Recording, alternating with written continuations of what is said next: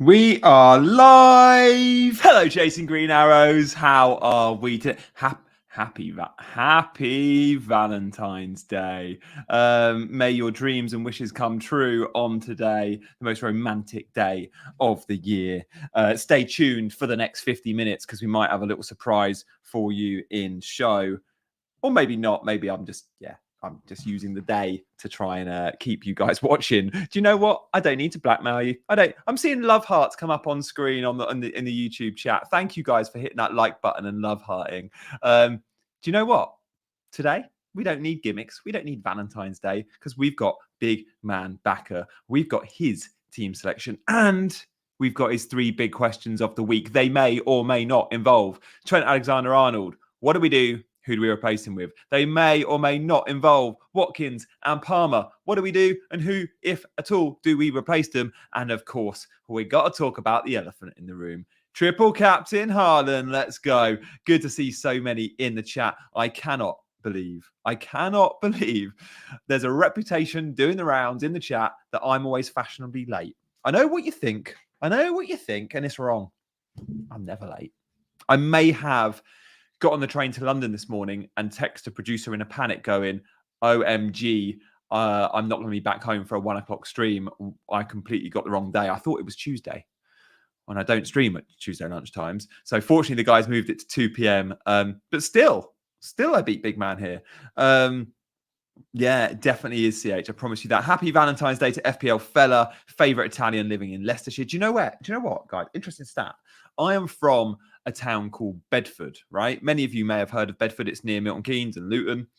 Bedford has the highest percentage of Italians in the world outside of Italy. It's true. 1 in 4 Bedfordians have Italian heritage. And yeah, it's a thing. Google, if you Wikipedia Bedford, it will say that. So when Italy play in the Euros or the World Cup, oh my God, you feel like you're in Rome. So you may have seen on my social media, Italy, Belgium, quarterfinal Euro 2016, Euro 2020, played in 2021. The embankment of Bedford, what it was like I was in Rome. My Instagram live, people thought I was in Italy. And it's flags and everyone beeping their horns, their Fiats, their Ferraris, their scooters down Bedford High Street and Bedford Embankment. The absolute scenes. Regrettably, I wasn't there for the semi-final. I went to the semi-final, watched Italy beat Spain. And then the final, I did have to, of course, go out in Bedford. Guys, we're going to chat FPL. My sister lives in Bedford after going to uni there. No way, FPL fella. Absolutely love that. I did not know that. 11 minutes past the hour, indeed, CH. Guys, get your questions in. We'll try and answer some as the show goes on. Also, fancy hitting the like button? Go on. Fancy hitting the subscribe button? Go on. I'm going to start talking about Triple Captain Haaland before Big Man gets here. I have no doubt he's going to do it, isn't he? I have no doubt I'm going to do it. It's a no-brainer. Like, I don't like telling people what chip strategy to use. Hell, there's too many options. Yes, Gwen Evans, you're definitely a favourite Italian apart from Pirlo. And do you know what my t-shirt says? Hang on, I've got a chihuahua on my lap. He's legit been there the whole time. Hang on, Coops. No Pirlo, no party. No Cooper, no party. Look at my boy. Hey, Cooper, you gonna say hello to the chasers? Cooper's only got one eye. This one works, and the other one was taken out because it's been poorly since he was a puppy. I mean, is that not the sweetest dog? Where were we? Hey, John, one of my ultras. We're talking Haaland. We were talking Haaland. There's loads of different chip strategies. Like, you guys know what you want to do. I'm probably doing the template strategy, which will be free hitting and bench boosting in the doubles of 34, 37. But Triple Captain, no matter what strategy you're on, game week 25 feels like the one. It feels like the one. I mean, the 2 best teams in the league, best attacking teams in the league, Liverpool and City, both have a double game week, both have a good double game week. So if City and Liverpool double again this season, which they probably will, their fixtures will not be as good as Chelsea and Brentford at home or as good as Brentford away, Luton at home. So look, the Liverpool and City fixtures are amazing. You might say, could City get better fixtures than Chelsea and Brentford? Well, don't forget, they scored 7 goals in the corresponding fixtures against those two teams away from home. And City at the Etihad are a different beast. Remember, Chelsea City was 4-4. I remember that game well. I see goals. And look, Haaland's the best player in the game. When he's fit, he plays. Like, Haaland, you don't have to talk about Pep Roulette with Haaland, ever. Like, when he's fit, he gets the minutes. If Haaland was struggling, i.e. back from injury, you might go, is he going to be eased in slowly? Well, against Brentford, the first game back, I think he got 86 minutes. Against Everton, I think he got 90. Even against Copenhagen last night, 90. If there was any signs of Haaland needing to save some minutes, he comes off in those games when they're already won. But he didn't. He didn't come off against Everton. He didn't come off against Copenhagen. So I'm absolutely fine with Haaland getting, I think, 180 minutes in the double. Like, doesn't tend to get subbed off, does he? So yeah, pretty happy with that. Pretty happy with Haaland. Are there other City players or Liverpool players you could consider? I personally wouldn't be looking at other City players like De Bruyne and Foden. Obviously, good picks. Will I go there? I don't think so. No. Would I go there if Haaland was injured? Maybe. If Haaland was injured, let's say Haaland wasn't in the game, I'd probably go to Liverpool. Now, Jota and Darwin are the two standout options. Salah now returning, of course, but will Salah get 2 starts? Probably not. It'll be 3 games in 8 days for Liverpool if you include the EFL Cup final. Now, Salah's definitely starting against Chelsea in the EFL Cup final. Will he start one of the 2 in the double game week? Yeah, I think so. Got a poll going live. Who will you triple captain this game week?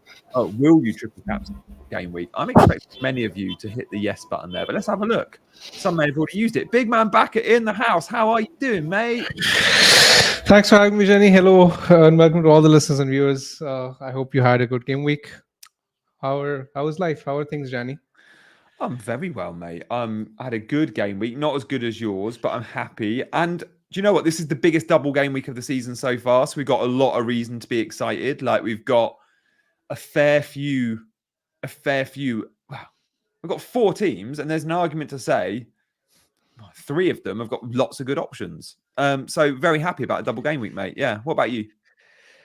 Yeah, very excited. I've actually been going through a very good spell in FPL in recent times, so I'm really looking forward to attacking the double game week. And with the doubles and blanks that are coming up, this is when the engaged managers, they tend to really go big, and this is where the gains are made. So this is like the business end of the season as far as the engaged managers are concerned. So yeah, it's kind of like my favorite time of the season, other than preseason, which I really like. This is the time which I find very, very exciting because it makes me plan, and it sort of motivates me to get ahead of the curve when it comes to double and blank planning with chip strategies.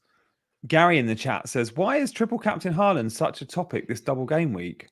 Because it's by far the best option we're going to be presented with probably all season. Like, when we talk about double game weeks, there will be other doubles, but in the other doubles, you're probably going to want to use other chips. This chip this week doesn't lend itself too well to a free hit because we've already got loads of City and Liverpool players. It may lend itself to a bench boost, but many of us have still got dead spots on the bench and you want to target doublers when you bench boost. It may lend itself to wildcard, but again, many have got a plan around their wildcard. So it lends itself very well to triple captain. And then you add into the mix that City and Liverpool are scoring lots of goals at the moment. City and Liverpool are 2 of the best attacks in the league. City and Liverpool both have a double game week with good fixtures.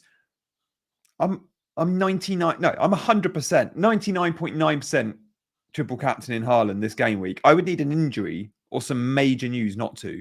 What about you, big man? Absolutely. I completely agree with you. I just think when you're getting the opportunity to triple captain Haaland in 2 home fixtures with his minutes not really in doubt and City going all out for the title, you don't really pass up that opportunity. And the big thing is we're not likely to have this kind of opportunity with Haaland at any point later in the season where he has a double and where he's so secure for minutes.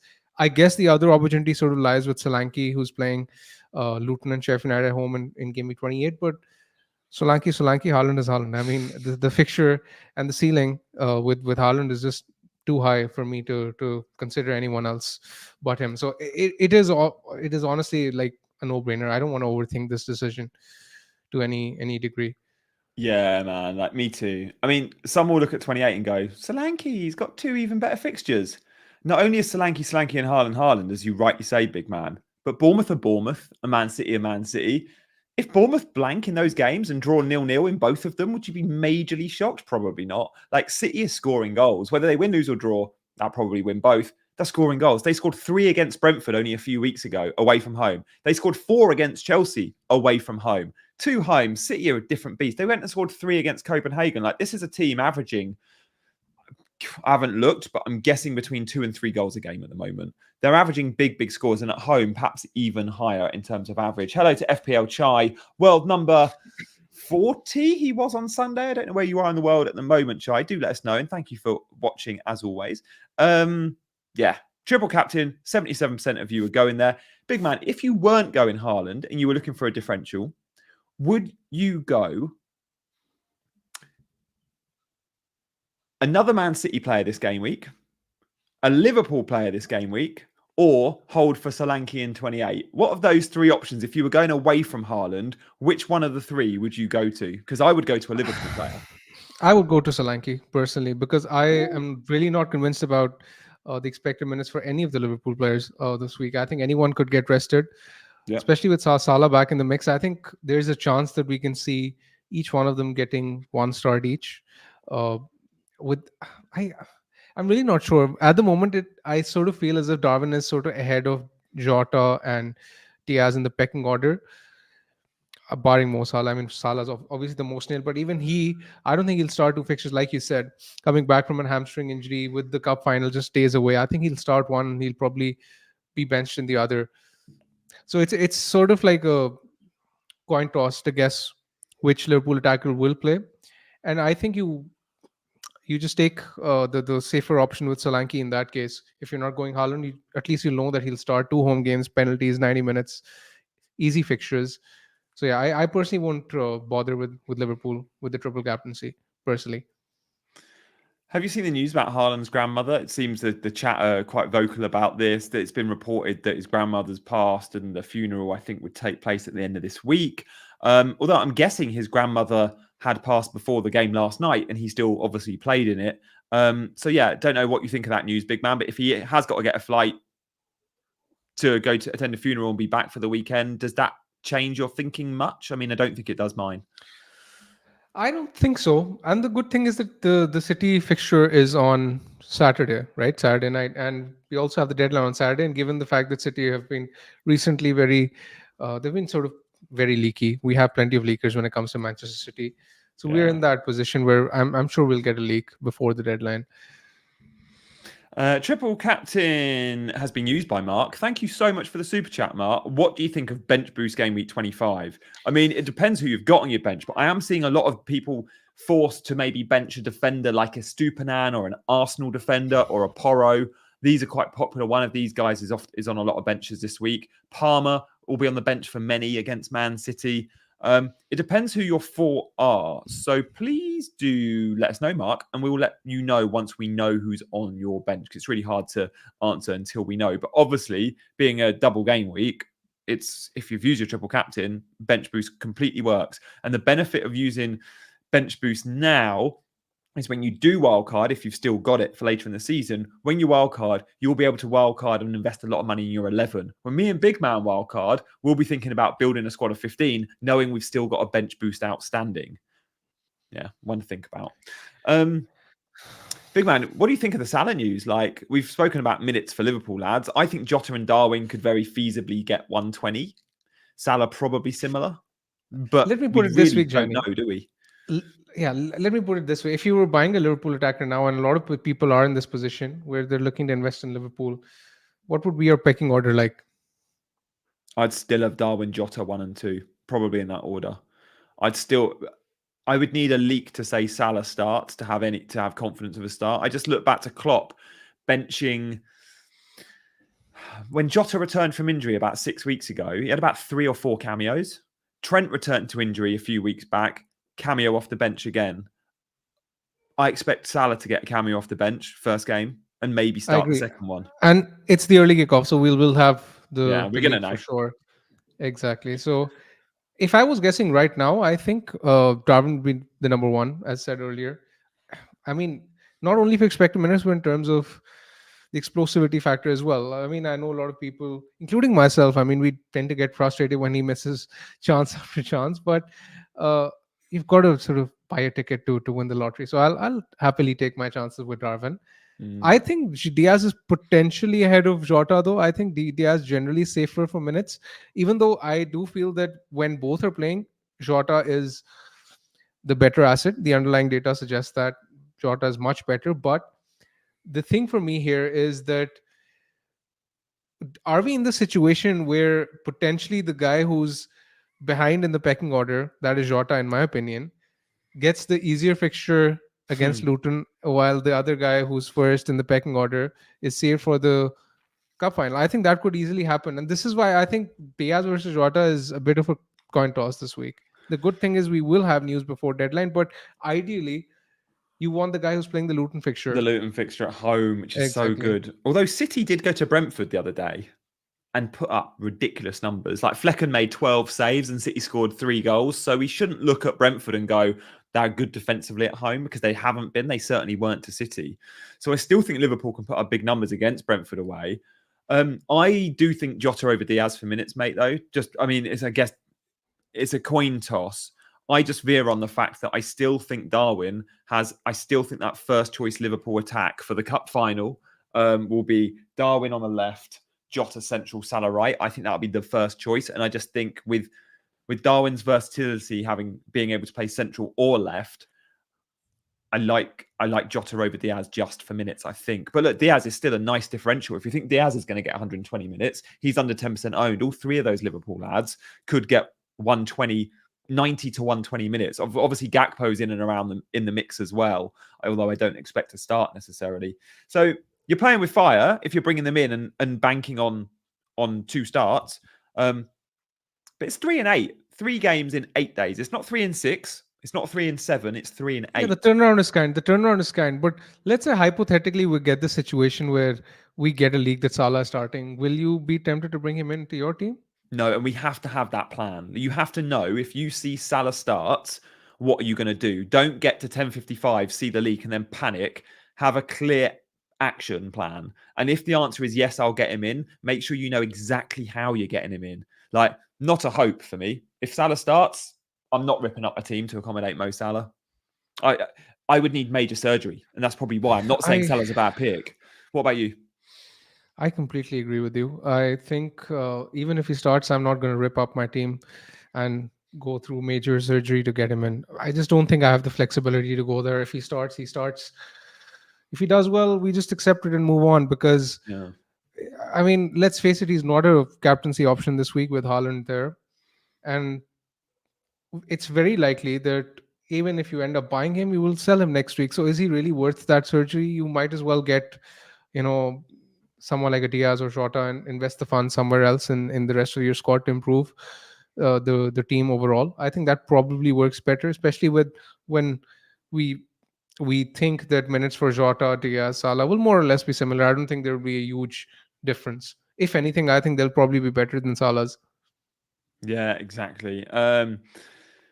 Does look like the chasers have voted. Only 25% think they'll be bringing Salah in, which is interesting that actually 1 in 4 probably will be willing to do so. Big man, if we hear that Jota or Darwin are not starting, if we hear one of them is benched and you've got them in your team, do you sell or do Yeah. you just hold and go, they'll No probably chance. start Luton, right? No chance. No chance Yeah. at all. Because that means that they start Luton. Exactly. I Yeah. mean, to be very honest, I You're not do think relying it on could be leaks a at all blessing. this week then. The leaks are kind of irrelevant to both of us this week. I think the leaks are relevant to those people who are looking to buy a Liverpool asset rather than those who own, right? So for us who own Jota and Darwin, even if they don't start, we won't sell them, because I mean there's every chance they get the Luton fixture. In fact, they almost certainly will if they get rested. So it's not the end of the world if we hear a leak that one of them is getting rested. What if we hear Bradley starts? What if we I hear on still am Friday not from Klopp convinced. that Trent is out for a couple of weeks and then we get confirmation of a Bradley start? Exactly. Okay, let's go through the Trent scenario first, right? So there are 2 or 3 scenarios here. Firstly, the scenario that we hear news that he's out for a while, let's say a couple of weeks or longer. He's a sell, easy sell in that case. Yeah. We'll come to the replacement shortly later. Secondly, there's a scenario where he says that he's touch and go for Brentford, and let's say we hear a leak that he's not starting, because of course if he's starting, you end up keeping, right? Yeah. If we get a leak that he's not starting and he's touch and go for Brentford, do you end up keeping him for Luton potentially? I think I probably would, because the upside is there. There is every chance that he gets 30 minutes in the Luton fixture himself. But let's say if he's touch and go for this fixture, I might as well risk keeping him for that fixture, because I don't really want to be in a position where I end up selling him and he smashes a 15-pointer against Luton. But for someone like yourself who doesn't own him and you want to bring him in, if he's benched this week, or if he's touch and go and we don't really know about his minutes this week, then I guess it doesn't really make any sense to bring him in at all. But if you have him, you probably hold. I think if you have him, and you hear that he's touch and go for that Luton game, you still For the sell Brentford him. game. Sorry, yeah. If he's ruled out of Brentford, but the Klopp says it's only for a week, and then we assume he'll be back in possibly for Luton. Yeah. I still think sell, because 26 is a blank. 25, there's some good defender options you could jump on that will double. And also with the EFL Cup final, does Klopp need to risk him against Luton? I think I agree with you to a large extent. If he's out for a week, then he's a sell. Let's say if he doesn't make the squad against Brentford and we get a league before deadline, I think I'll probably sell in that case. But Yeah. let's say if he's on the bench, then that's the most difficult scenario, because then that sort of indicates that he could be starting Luton, right? That's the scenario I'm sort of figure out. It's Trying a to tough figure out. one. But I'm glad. I tell you what, mate. I'm you're glad I glad that don't you have the don't own him. headache. I'm glad I don't have that headache. Let's come to Trent replacements then. Yeah, I mean, I guess it's, do you look at Liverpool or do you look outside of Liverpool? And if you're looking at Liverpool, there's three good options, like Van Dijk for goal threat, Robertson because he'll start them both and he'll have set pieces, and Bradley because he's half the price of Trent. And in the two Premier League games Bradley played, he got a 20-pointer, a 21-pointer, and an 8-pointer. I think, Jani, for those of us who don't have Triple City in their squads, I know you do. I think the move is probably to get a City defender, because you're giving yourself the chance of getting an extra outfielder in 26, which will be very important given that most benches will be slim and thin. So you're getting yourself that extra player in 26. So I would go to a City defender in my case personally.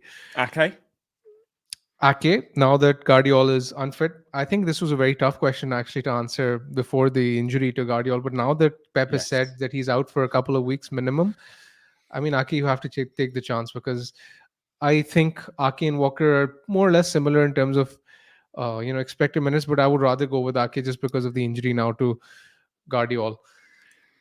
Coming to the Liverpool defenders, I think if I was buying one this week, it would comfortably be Van Dijk, personally. I'm not totally convinced that Robertson starts both games, especially with Tsimikas now back on the bench. Yeah. And we've seen time and again that when fixtures come thick and fast, Klopp tends to rotate. I think that could easily happen again. And I think I'm not totally convinced with Konate as well. I think he's always been injury prone, and he does tend to get his minutes managed, especially before the cup final. I think he may end up missing the Luton fixture, with Kwanzaa having done reasonably all right. And I think Bradley, he could be a decent option, but I'm not totally convinced, because I get the feeling that Gomez could play right back in the Luton fixture in particular, because Klopp played Gomez in the reverse fixture. And in fact, there was a quote of him saying that against Luton, he wants to have more height in the side. He wants more physicality. I think that could easily happen again. And should that be the case, then I don't know. Bradley does have upside though, so I do get it. But I think if I was buying one this week, it would comfortably be Van Dijk. Oh, interesting. I'm not a Trent seller. So if I'm willing to sell a Stupinan or Porro, I can't afford a Liverpool defender other than Bradley. If I think Bradley's going to start two, I think I probably buy him. If I don't, and I go Gomez maybe starts the Luton game, Bradley starts one, then I probably just roll and don't go anyone. Obviously, Doherty is still an option. And when we're talking Trent replacements, a guy that's got 2 doubles in the next 4 game weeks, sure, he doesn't play in 26. And I know a lot that bought Doherty went last week and will be really disappointed with his 1-pointer. Guys, the average position map for Luton versus Sheffield United. Do you know who was the most advanced man on the pitch for Luton? Higher than Adebayo, higher than Morris, higher than Ogbene, was Doughty. He was And so attacking. he created 9 chances, which was the highest that any player has managed in a single game so far this season, which is He's a crazy. good pick this Yeah, week, man. he's a good Trent pick. Sellers could still go there, right? They could. I mean, he's a good pick, but I think you're probably better off leaving him till 27, 28, 27. personally. That's probably when I'm going to buy him. Yeah, exactly. Same here. So I think simply because the fixtures for Luton aren't exactly as good as they are for Liverpool and City, so my preference would be to go to Ake or Walker, or if not, then Van Dijk. That's how my pecking order would look like. But yeah, I mean, he's a good pick for sure, and I think if people have him this week, he's a good player to have. Yeah. I'm tempted on Doughty. That average position map. I mean, they've got 2 tough fixtures. United at home is definitely. I think I see goals, but how much change will they get out of Liverpool at Anfield? I'm not sure. Who would you buy instead of Trent? Do vote. Doughty, Walker, Ake, or Van Dijk. Any other standouts that we should mention? I mean, if you're looking ahead to game week 29, there's a couple of teams that we know will play, like Aston Villa. You could jump early on a Moreno. But again, people are put off Villa because of recent form. Anyone else outside of the guys we've mentioned? Not really. I don't think anyone else really stands out. These are the guys who are doubling, right? So Reguilon? Reguilon is fine, but when you look at the fixtures for Brentford, do you really see a clean sheet for them in the times to come? I mean, he's all right. He's on set pieces, and he's cheap, and he does have a fixture in 29. But when you look at their fixtures, they lead Liverpool at home, Man City away, West Ham away, Chelsea at home, Arsenal away. I mean, this is their run till 28. They're not keeping a clean sheet in this run. I highly doubt that will happen. So I won't go there. Yeah. Interesting. Fella says Pau Torres. Luke likes Dallo. A few saying Reguilon, Saliba. I think Pau Torres is a good shout. Pau Torres is a good shout. Even though Aston Villa have plenty of injuries, I think if you're buying one Villa defender, it has to be him. I think the timing to buy a Villa defender is probably it's best to do it next week because they have Burnley at home. Yeah. And then West Ham at home, I think in 29 as well. Or is it West Ham away? Yeah, but their fixtures are all right. Overall, they have Luton as well in game week 27. So Aston Villa, I think we will be discussing Villa quite a bit next week. I think the likes of Douglas Luiz, Ollie Watkins, in my case, I'll be buying him back next week, and the Villa defense will be popular because a lot of people will be jumping on them in the weeks to come. Johnny, I think Villa and Spurs are the teams to own, especially for those people who are not wildcarding before game week 31, like in my case and a lot of people's cases who have decided not to wildcard early. I think Villa and Spurs are the best teams to own, given the favorable fixture schedule for Aston Villa and Spurs, and given the fact that both teams are playing in 29. How committed are you to chip strategy at the moment, big man? Are you like me? I would say I'm 90% likely to not free hit in a blank of 26 or 29, dead end 29, wildcard in 30-31, bench boost and free hit in the doubles of 34 and 37. What percentage chance would you say you are on that strategy? That's the template strategy. Unless something ridiculous happens, I think the triple captaincy chip is locked. Yeah. Apart from that, I think I'm sort of semi flexible. Mm-hmm. I want to wildcard after game week 29. I think 31 is probably the window I'm looking at with my own team.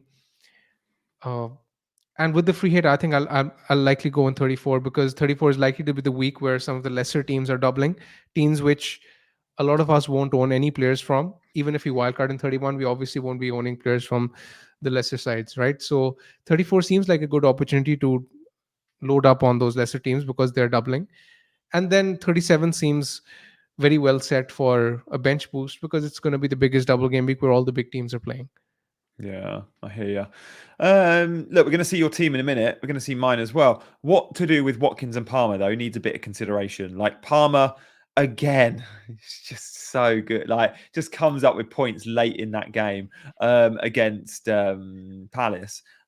Watkins blanked, and Watkins has been underwhelming of late. Like, he's very much relying on that Sheffield United performance where he got 4 goal involvements. But if you look at the last 4 games, he only had involvement in that Sheffield United game. So let's do one at a time. Let's start with Watkins, because I got a couple of numbers from some forwards, just a little bit of data to show that I ripped off Fantasy Football Scout yesterday. So they show us the XGI in the last 4 games. I think this is last 4. I'll just check that. It might be last 6. Let me check that and get back to you. And the goal involvement actual, I think, is slightly out. I checked that again this morning, and I think maybe I needed to be a little bit more generous with 1 or 2, but added it up wrong. But the XGI is an accurate number. Watkins' numbers aren't bad, and a lot of selling him to Tony. What do you think, big man? What are you doing what have you done with Watkins, and what's your plan with Watkins? I've sold him. I sold him last week. It was you did. You kept Solanke then. I kept Solanke because I wanted Jota and Darwin both on my side. And had I sold Solanke, I wouldn't have been able to get Jota. So it was a risky transfer selling Watkins. Thankfully, it paid off. I got very lucky with it. I think with Watkins, if you already own Darwin and Haaland, then I think keeping Watkins is perfectly fine, because it would potentially save a transfer down the line later. I think, as mentioned earlier, with Villa's fixtures and with their game week 29, a lot of people will be jumping back to Ollie Watkins anyway. So the front line to own, let's say after game week 26, is likely going to be Haaland, Watkins, and Solanke. However, if you don't own Darwin, I would be tempted to sell Watkins, especially if we get a league that Darwin is starting. Yeah. Because I think the upside of Darwin in this double game week is probably big enough to justify a transfer in and out. I think Darwin outscores Watkins by more than 4 points is where I'm at this week. Does he outscore him by 8, Darwin? It doesn't have to be 8. It has to be 4, right? Because you're selling him this week, then you're buying him back. It's 8, no? If you're selling him this week and buying him back, that's 2 transfers. That's 8 points. Yeah, but you're sort of considering that people will have other stuff to do as well. Which they will, though. If we're all dead ending and we need players in 26 and 29 when taking hits, I see it as an 8-point swing. It's not an 8. I won't do the transfer for an 8-point hit for sure. I would never recommend it. But if it's, let's say if you are in a position where you don't own Trent, where you own Foden, Haaland, and you don't really have any pressing issue in your team, and you don't own Darwin, I think Watkins to Darwin is a very good transfer, personally. Fair. And then you can reverse the transfer next week. Yeah, I like it. If you've got no other fires and you're not planning on taking hits, and it is just a 4 or just on free transfers, I would also do the same move. But if you're taking hits in those weeks and it becomes an 8-point hit to bring him in and then reverse it, which, by the way, is what a lot of us are doing that have sold Solanke. Like, it's just we're doing it over a larger amount of game weeks. So we go, we can do it. With Watkins and Darwin, it'd be just for 1 game week. It's just that you sort of have to evaluate the points or the projected points gain that you will make by getting Darwin over Watkins as compared and relative to other moves that you might be making. And I think personally, it does have plenty of upside. I think a lot of people who don't own Trent can possibly make this transfer and justify it. Yeah, okay. Nice. There we go. That's Ollie Watkins. Should we move away from Watkins and chat a little bit about Cole Palmer? Before we do, though, big man, at the start of the show, I said, because it's Valentine's Day, we've got a little bit of a treat for you today. So, not to put you under pressure, but how do you feel about doing a little 10-second promo to subscribe and like Down the Lens? Of course. Anyone who likes me and Johnny, anyone who likes our smile can feel... they can feel free to like the video, subscribe to the channel. Please support us for our work. We are live every Wednesday, and we would appreciate any bit of your support. And because it's Valentine's Day, I think we merit a like and subscribe. Oh, mate, touched me right there. That did. I tell you what, I could hear the whale music in the background, and yeah, very good, very good, guys. If our likes do not rocket from that promo, then shame on you. Shame on you. Thank you, big man. Oh, shall we move away from the warm gooiness of Valentine's Day to cold Palmer? What a player. He's the only shining. I mean, as a Chelsea fan, it's been disappointing this season, but Cole Palmer has been the one and only shining light, not just for Chelsea fans, but for FPL. He's been amazing. He's been crazy good. I picked him up on wildcard in game week 10, and he's literally turned my season around. Oh, you went that early. So you paid like 4.9 or 5 million. I paid 4.9 or maybe even Wow. 4.8. I don't remember. I'll have to check. Wow. In fact, it was 4.9. Yeah, I picked him up at 4.9, and he's basically been a revelation. I mean, I do think he's, for a lot of people who don't have, let's say, a Liverpool mid, and depending on leaks, if they don't have any other route to a Liverpool mid, I think selling Palmer makes a lot of sense personally. City away, blank next week. The fixtures in 27, 28 are all right. Brentford away, Newcastle at home, but then it's a blank, likely blank in 29 as well. So when you have, when you look at the block of fixtures from Chelsea from 25 to 29, you're looking at two blanks and you're looking at City away. Yeah. They aren't exactly the best of fixtures. I think you can possibly get away with selling him. Fair. I I would get it. definitely sell him over someone like a Richarlison, though, because as mentioned earlier, Spurs have a great run of fixtures after 26. And I just think that Richarlison has more to offer, especially with the ceiling that he has, with the confirmed fixture in 29 and the better fixture this week. I think if you're selling one for Liverpool mid this week, I would rather sell Palmer. And I think it's all right selling Palmer, irrespective of what he's done. He's been a great servant for FPL teams, but I mean, needs must. I don't necessarily mind the transfer. I don't necessarily think I will have to do it because I already own Jota and I don't really have to sell Palmer for another mid. But let's say a lot of people are in this position where they don't have a slot in their team and they want to sell uh, a midfielder to buy a Liverpool midfielder. So I think that's fine. Yeah, I get it. I get it. I think Cole Palmer though does give us a benching option, and many of us at the moment are going into each week with 8 really good attackers, and we're going, who do we bench this week? And if you keep Cole Palmer, you can play him in the easier fixtures. He's got a couple of good games coming up, but you can also bench him against the likes of Man City away. So I quite like the idea of holding on to him. 1, because he's brilliant. 2, because I've got value tied up in him. But 3, because in the bad weeks, it doesn't give me a benching headache. I think I can bench him guilt-free, especially knowing loads have sold him. So I see myself definitely holding Cole Palmer. Also, because he's cheap, and if we are dead ending to 29, so we can get on Son or Richarlison or whoever, Spurs, Villa players, I'd rather sell my higher priced assets to give me more flexibility about who I buy. If I sell Cole Palmer, who am I really picking up at a similar value? So for me, I think I'll be holding him. Fair enough. I think probably I'll be holding him as well because Gianni, with our teams, they're sort of similar-ish. Yeah. I think our teams are sort of built in a way where transfers elsewhere are more precious, especially when they with the blanks and the doubles around the corner. I think transfers used elsewhere for us in particular are more precious, especially when we already have a Liverpool mid, so we don't really have to sort of go out of the way to sell Palmer. He's a Yeah. fine hold. Yeah. A few in the chat saying, let's see your teams, lads. Without further ado, here are our teams. Johnny, before on. we Oh, get to go on. that, Go on.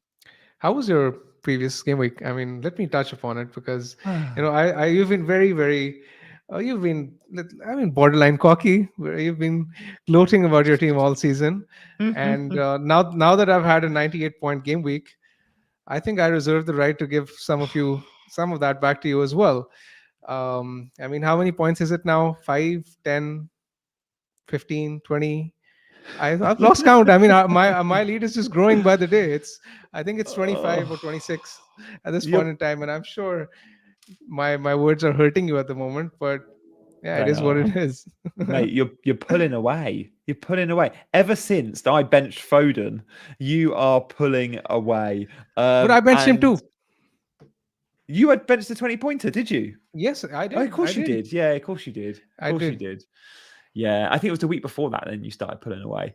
Yeah, mate. This is it was the week before Congratulations. that, and then Saliba this week. I mean, 98 points this week is honestly, I mean, it's The beyond stuff of my dreams. wildest dreams. What was your game Exactly. I week? mean, What was your game week rank? my game week rank was Must have been 38,000. 38,000. I love that. Yeah, I took a 4-point hit as well this week, so it's 94 points, a net score of 94 points, which is fine. But I think what's really sort of differentiated us in recent weeks has been Richarlison. I think Richarlison has killed you to quite a large extent as well, and Yeah. Saliba this week has been big. Yeah, I needed Richarlison to be quiet this week, and because he was, I got a green arrow. Like that massively helped, but he could sting me again soon. So yeah, I must admit, mate, I'm keeping an eye on your team. I'm seeing Saliba. I mean, when Saliba scored that goal, I went, "Oh, that's fine. Everyone's benched him. Everyone that owns Saliba and Gabriel has just started one Arsenal defender this week because they brought in Doherty or whatever." I look at your team. You played a back four and you started them both. So fair play, because I think you benched I Porro played a back. I played a back back four, three. three. I played a back three, but I benched Porro. Yes. So many started Porro over an Arsenal defender, certainly over their second Arsenal defender. So amazing call from you, mate. And look, I mean, fair it was a play. I'm very going to close hunt you call. I mean, it down, was. but fair play. You're doing very well. Thank you very much. I mean, it was a 50-50 call, to be very honest. And I face a very similar decision this week as well, because Porro has a great fixture, Saliba has a great fixture. I mean, it's about time that I get a bit of negative variance, I guess, and I get that call wrong. I currently am playing Saliba Are simply you? because, yeah, I just think Arsenal are more secure for clean sheets. Arsenal have like a 47% chance probability of keeping a clean sheet according to the bookmakers. And the stat which sort of really got me is that Arsenal have the highest number of goals from set plays this season, and Burnley are 20th for XG conceded from set plays, and There they've you go. conceded like the second highest number of goals from set plays as well. So yeah, it's sort of tailor made for him. You saw at the weekend. I mean, Liverpool scored 2 from set plays, right? Mm. The Jota goal came from a set play as well. So yeah, I think I'll probably play Saliba again this week.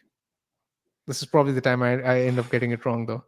Mate, Declan Rice free kicks as well, like just on point. Like seeing him on set pieces, I'm like, really good in the air, Rice. Like you need him in the box. No, not when his delivery's that good. So I would go. I would probably go Saliba as well. I think you've probably got that right. Guys in the chat, let us know what you'd do. But also, do hit that like button and subscribe if you're new around here. Hello to all the newbies today. If you're one of the lurkers and fancy popping into the chat, then do. But definitely make sure you hit those buttons. Bigman's having a hell of a season. Let's have a look at your team, shall we, Big Man? You have got, I think, just the one free transfer this week, though, right? Yeah. Yeah, I have one free transfer. Yeah, and yeah, I have a few decisions to make with my team this week. I think the triple captaincy, as mentioned earlier, is more or less locked. The good thing is that Charlie Taylor is back in training, which is big news for me because it means that I get an extra body to field in 26, Same. which is fine. Uh, I'm sort of okay with the Trent injury. I mean, even though I think he had massive potential for the double, I was going to remove him in 26 anyway. So I don't necessarily mind selling him this week. I think Trent to Ake is a transfer I'm 99.99% likely to make. Wow. Apart from that, I'm considering a few transfers. Firstly, I'm considering. I mean, the first thing I can do is just make one free transfer and do nothing else, which is obviously on the cards. The second thing that I can do is potentially sell Dubravka for a hit. And I'm considering it very, very seriously. Dubravka to Allison or Kaminsky gives me a few extra fixtures. And I know it's for a hit, but with keepers, they tend to do well in double game week. So I'm not exactly averse to taking a hit to get either of those. These are the transfers I'm considering. I guess I could do Palmer to Diaz as well, but I'm not entirely sure about it. I don't think I'll do it. So it's probably it's going to be Trent to Ake for sure, and it's probably either going to be just that or a goalkeeper transfer for a hit to either Allison or Kaminsky. And I'm sort of curious to pick your brains with A, my team and my transfers, and B, my benching order. I think goalkeeper moves aren't needed if you've got the Dubravka Areola combo. Look, I've got that combo as well, and I do like Kaminsky, but I'd be buying him in if I didn't have this combination possibly. But this combo, I think you hold. Trent, I think, is going to almost certainly be a sell for you because he's going to be ruled out this weekend, and that's going to force your hand. So I think you've got the benching order bang on. I would question, is Porro worth starting over Solanke? But the way Newcastle have been defending, you can't risk that because Solanke could go big, although he I think has been off Solanke it. is. Yeah, I mean, if I don't get Diaz, I think I'm almost certainly starting Solanke over the defenders because he's on penalties, and Newcastle haven't really been inspiring with any sort of confidence. So Yeah. I think that's the move for me. What about the goalkeepers, though? I mean, Do you see any clean sheets for Newcastle going forward? Their defensive numbers have just collapsed. They have one clean sheet in the last 10 games, and that two came against like 10 men Fulham. So I think they could keep I a don't clean know. sheet against Bournemouth. I do. I know Newcastle have been leaky of late, but Bournemouth have been underwhelming in front of goal. Like, was it one goal against Fulham? They scored a goal against West Ham the week before that, Solanke, but it was an error from Phillips. And after that goal, that pass back, which Solanke intercepted, Bournemouth were quiet in attack as well. They've kind of fallen off a cliff in terms of attack, Bournemouth. And I just wonder if Newcastle could return to old ways and actually keep a clean sheet at home. I don't mind that fixture at all for Dubravka. Yeah, it's all right, but again, the lure of getting some extra fixtures is very enticing. That's what I'm considering. Yeah, I I know. want to go there, but I know it's risky. I want to go there, but it's definitely very risky. I I understand haven't that. got the funds to go there, or maybe I would be considering it. I guess I've ruled out the Kaminsky move because he's more I don't have funds. He's more expensive than Dubravka and Areola. If Trent's a sell though, where do you go? Do you go to Doherty? Do you go to a Liverpool defender? Do you go to No, Ake? You did say I'm going likely to Ake. Ake. Are you? I I'm know even almost with certainly Guardiola's going injury Ake. though, do you not think there's still a little risk that you see? I don't know Rico Lewis pops up at Okay. left back, or a Kanji pops up at left back, or Yeah, there's always the risk, but I'm happy to take the chance because when you look at my team, Johnny, you can see I have Porro, I have Richarlison, I have Jota, I have Darwin, I have Palmer. Right, that's five blankers. I would rather take the chance with the guy who's playing 26, and yeah, it's Totti fair. isn't playing in 26. Uh, Liverpool aren't playing in 26. So I'm not considering any of those defenses personally. I just want the third city to get me that potential extra body in 26. Whether that happens or not is, it's up for debate. But at least I'm willing to take the chance. So you've got Um, 6 players in 26 not playing as things stand. So yeah. you'll be selling 2 of them. So you'll probably only have 10 men. No, I mean I'll probably take a Eight, negative eight, eight. negative Yeah, eight. Yeah. I'm comfortable with that. Yeah, I Oh think yeah. that'll pay off over the long run. Especially if I'm not wildcarding, I'll just get players who are playing in 29s as well. So the transfers will pay off over 26 and 29. So there's every chance that that strategy pays off. So I'm happy to commit myself to a -8 next week. So the Charlie Taylor news is like big for me because he gives me an extra body. Yeah. And I know we shouldn't be sort of thinking of the game this way, but because I've done well in recent times, I'm happy to spend a few points to get more points in the weeks to come, if you know what I mean. So Yeah. that's the way I'm sort of approaching him. And yeah, I mean, Dubravka to Allison or Dubravka to Kaminsky is a transfer for a hit, which I'm considering, and I'm not entirely sure which way I'll go yet. Okay. Little alert, guys. We are joined by football professional and royalty. Potentially. Harry Pickering, let it be known. Is that the Harry Pickering that plays for Blackburn and Crew? Do let us know in the chat, Harry. If it is, then good to see you. Thank you for watching and making Chasing Green Arrows your FPL show of choice. For those that aren't familiar, Harry's a left back who started his career at Crew and then went to Blackburn. 25 years old, and he's an absolute baller that loves FPL. So, Harry, you asked a question. Of course, being a pro footballer in our midst, we're going to answer it. So, Harry, we'll put your question up on screen. You've said start 3 of Palmer, Estupinan, Porro, and Saliba. Ooh, which one out of those do you bench? Is it Estupinan or Porro, big man? I'm guessing, or is it Palmer?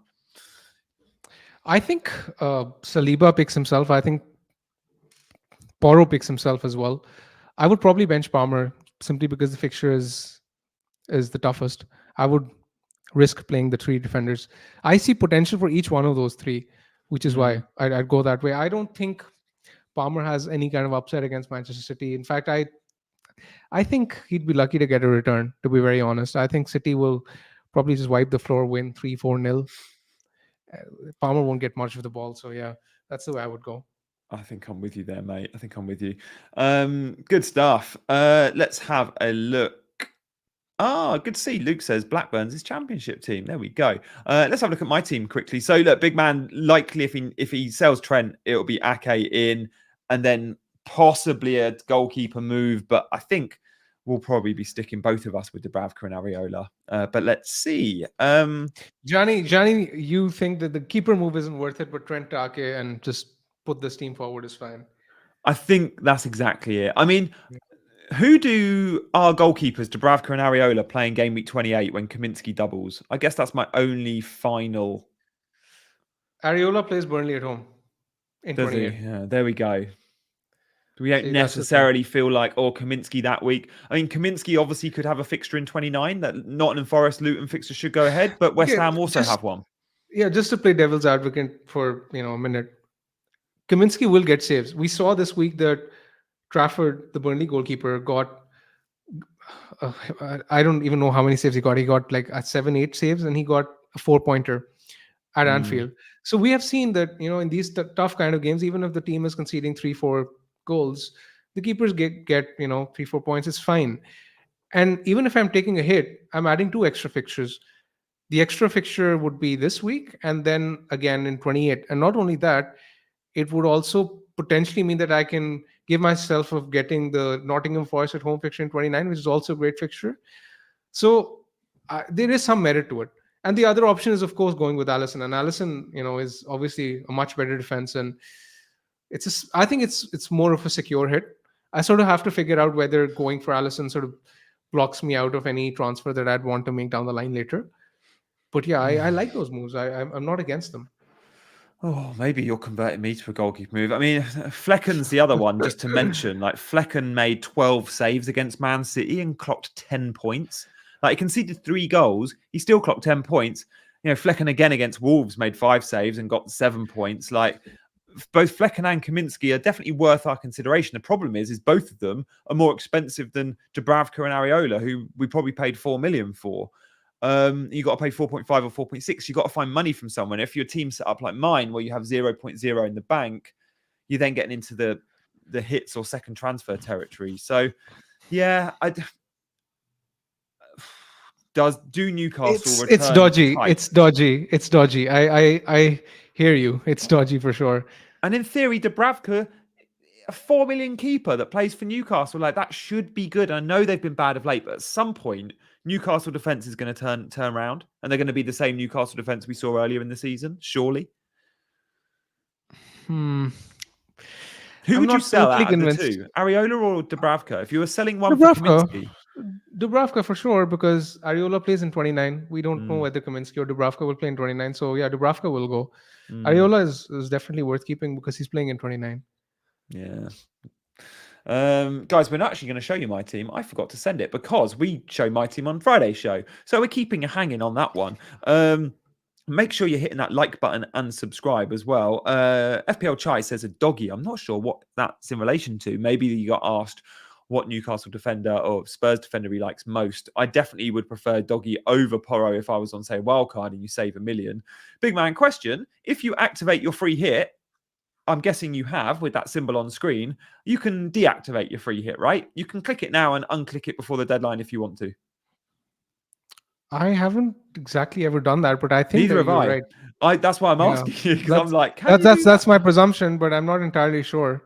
Yeah, I think you can. Just going off the amount of screen grabs of people's posts on social, like they've grabbed it and gone triple captain active, and I'm like, is that because you can take it off, or is? Oh, Kev says no, you can't. Hang on. If anyone knows for sure, other than Kev, do let us know so we can get a second opinion. But if Kev says no, you can't, then maybe Kev's right, because Kev knows his stuff. Oh God, Geddy saying don't think so. Stud saying don't think you can. Now look what I've done. Oh, CH says maybe you can. Oh God, just don't risk it. I take it all. Don't risk it. Basically, exactly. G, what are you doing with your team this week? So I am faced with, similar to you, no attacking transfers. I've got Watkins, you've got Solanke. I'm rolling. I've got no money in the bank on 1 free transfer. I would love 2 free transfers for next week. 2 free transfers would be huge. It would be huge. And I don't have to make one because I've got triple City and I've got no Trent. I've got 2 Liverpool. However, I could jump on Doherty, who I really, really like. I got 87 points, by the way, just throwing it out there. I had a good week, not as good as yours. So I'm happy with that. I've got a bit of a benching headache this week. It's do I start Bell, who is a double game weaker Luton defender, who, by the way, mopped up 2 bonus points against Sheffield United. Yeah, that's right. Doughty didn't get any, but 3.9 Bell did. I got a bit lucky with that one.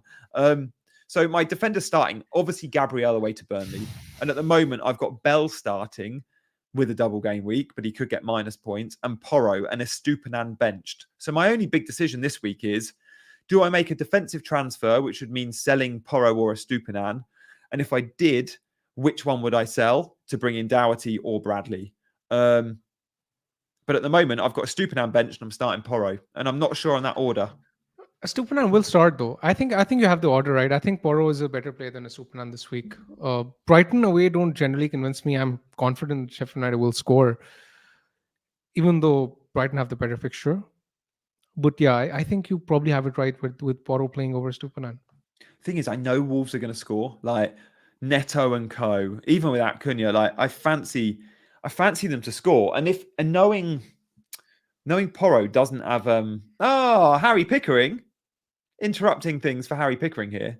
Love the channel. Thanks for the helpful words. I could also do Trippier to Ake and Palmer to Diaz for -4 and bench one of Estupinan. Harry, does that mean you are confirming that you are a professional footballer? Is that the Harry Pickering? Do let us know. I think it is.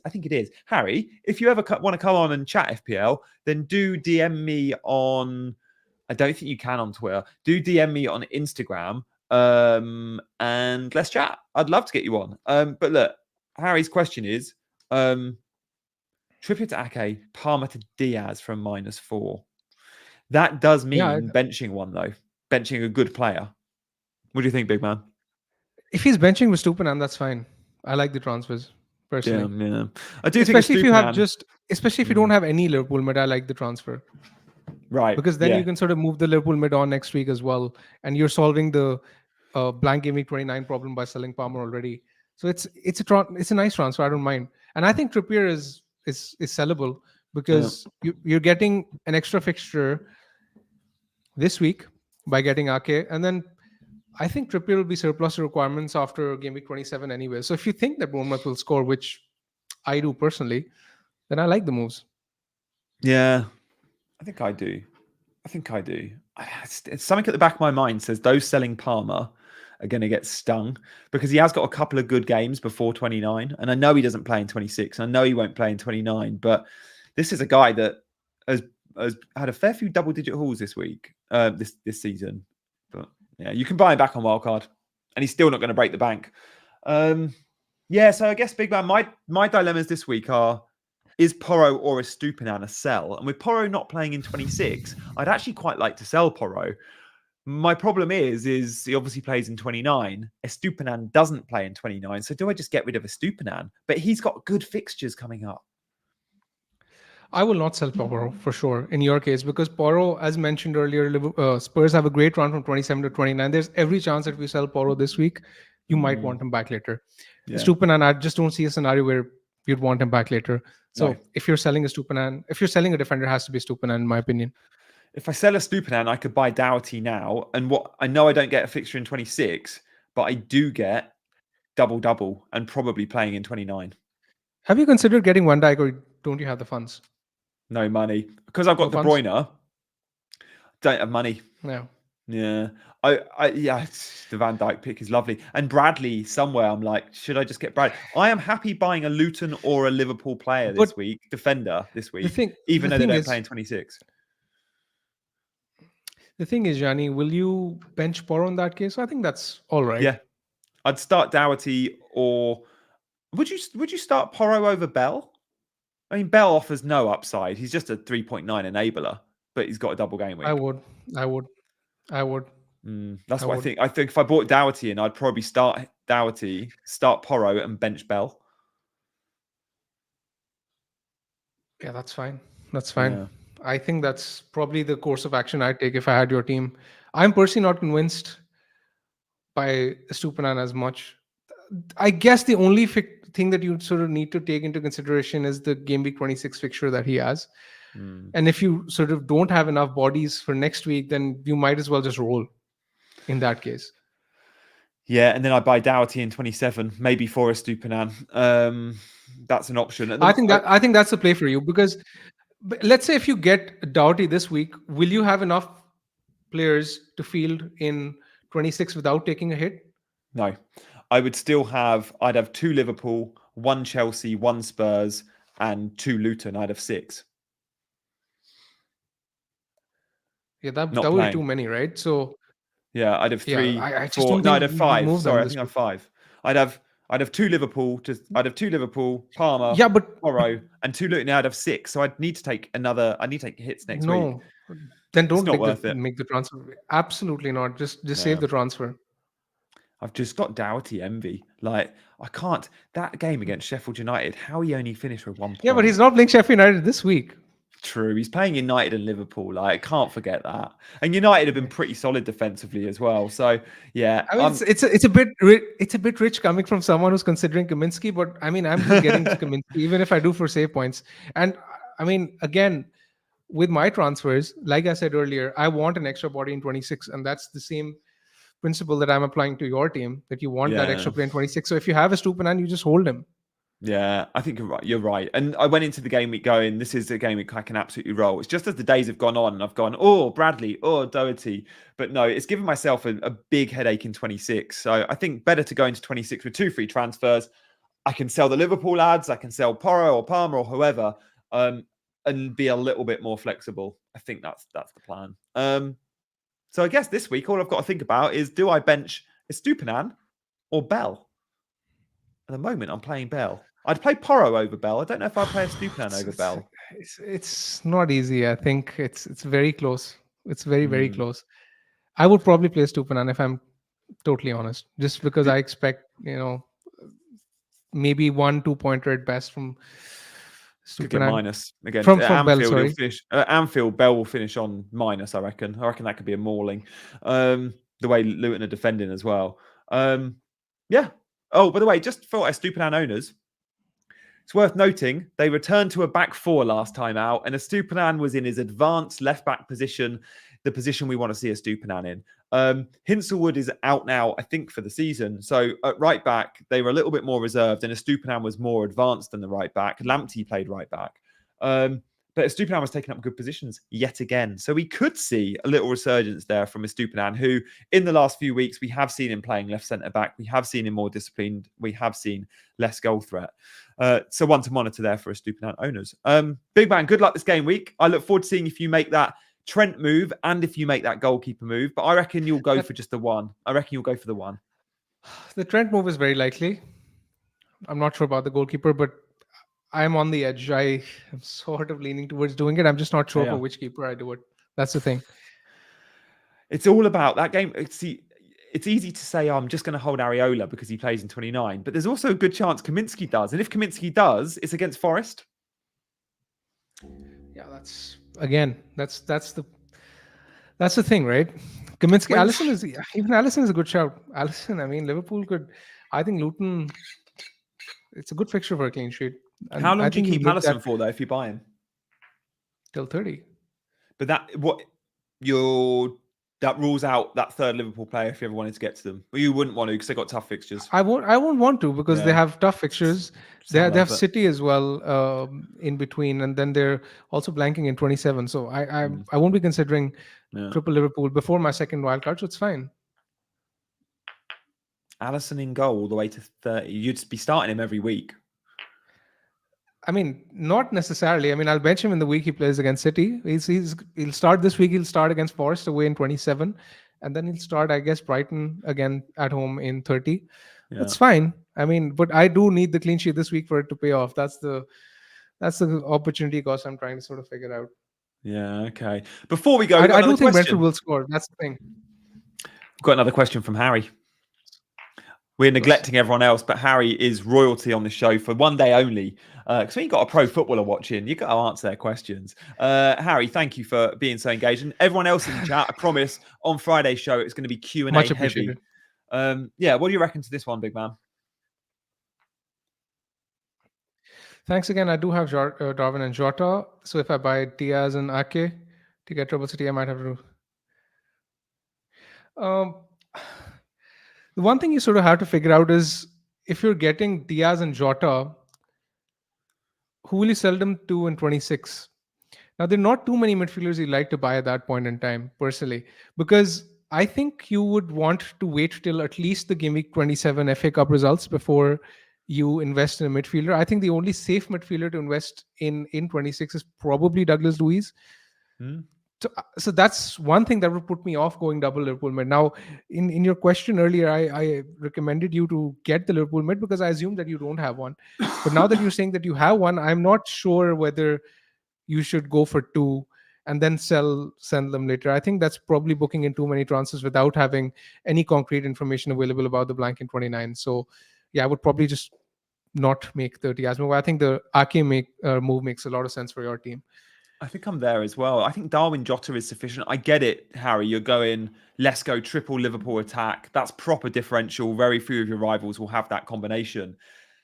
But there'll also be very few that have both. Like a lot of engaged managers will have Darwin and Jota, but most casuals will only have one. And I think actually on the masses, having that double up is great. And you perhaps don't want to give yourself the headache in 26 of going, I've got these 3 Liverpool attackers and I need to offload 2 of them. So Diaz for me feels a little bit too luxury. You just go safer with Ake. But -4s are fine. Like -4s around the doubles and blanks are absolutely fine, especially if they pay off in the long run. Afternoon to the Indian football coach. Unfortunately, the Indian football coach, we're just about to go. But you can go, if you're just joining in, go back and watch the last hour. I promise you it's been a good one. Loads of good chat. I hope you'll agree with me and Big Man Backer. Backer's also done a little call to action Valentine's Day special down the lens. You've got to tune in for that alone. Go find it. And we've been joined by world number 40 FPL Chai, FPL royalty and football royalty, because he's a pro, plays for Blackburn, Harry Pickering. It's been some show. Any final thoughts from you, Big Man?